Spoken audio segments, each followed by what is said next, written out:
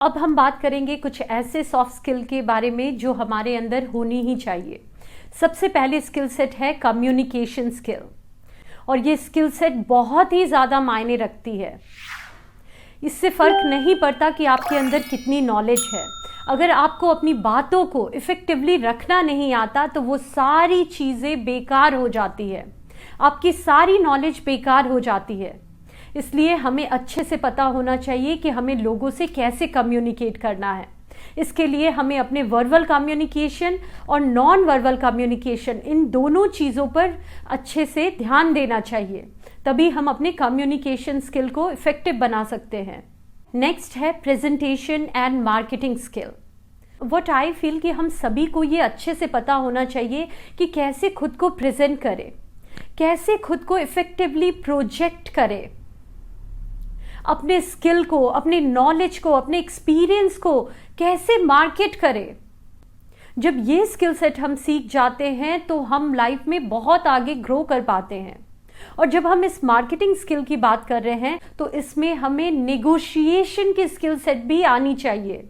और इस नेगोशिएशन के स्किल सेट को डेवलप करने का सबसे बेस्ट वे है कि आप हमेशा विन विन सिचुएशन के बारे में सोचो।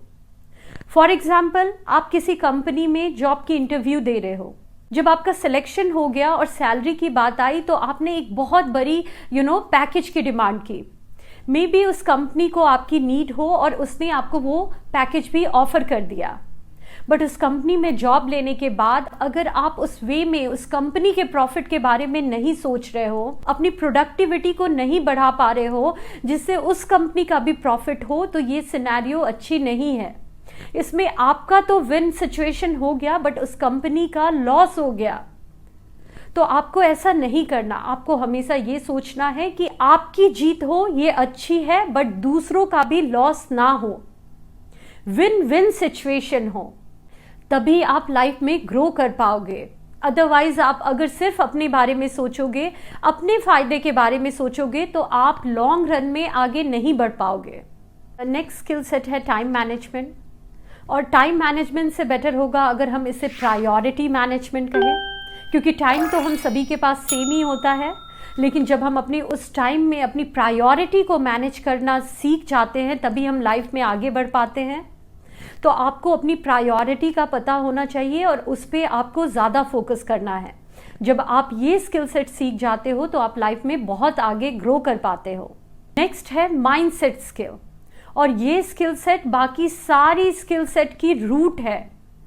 जी हाँ, जब आप अपने माइंडसेट पे कंट्रोल कर लेते हो, आप अपने एंगर पे, अपने फियर पे, अनसर्टेनिटी से कैसे डील किया जाए इस पे कमांड कर लेते हो, जब आप अपने लाइफ के बहुत डाउन फेज में जाते हो उस समय आप अपने इमोशन को कैसे मैनेज करते हो, जब कुछ अचीव कर लिया तो सक्सेस की वजह से जब आप बहुत ज़्यादा अपने इमोशन की पीक पे चले जाते हो तब आप कैसे खुद को कंट्रोल करते हो। ये स्किल सेट जब आप सीख जाते हो तो आप अपने माइंड को बहुत हद तक अपने कंट्रोल में ले आते हो, और जो इंसान अपने माइंड को फुल्ली कंट्रोल कर लेता है वो लाइफ में बहुत आगे बढ़ जाता है।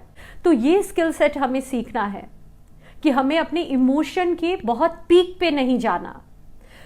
अगर कुछ बहुत अच्छा हो गया तो बहुत खुश नहीं होना, और कुछ बुरा हो गया तो उसकी वजह से डिप्रेस नहीं होना। नेक्स्ट है कन्फ्लिक्ट मैनेजमेंट। तो आप लाइफ में जो भी प्रोफेशन चूज करो, ये कन्फ्लिक्ट तो होना ही है लोगों के साथ, तो इससे डील करना हमें आना चाहिए। और इससे डील करने का दो बेस्ट वे ये है कि आप लोगों की बातों को सुनने की आदत डालो। जब आप खुद कम और ज़्यादा सुनने की आदत डेवलप करते हो तो वो एक बहुत अच्छा रिलेशनशिप डेवलप होता है और इसकी वजह से कन्फ्लिक्ट नहीं होती।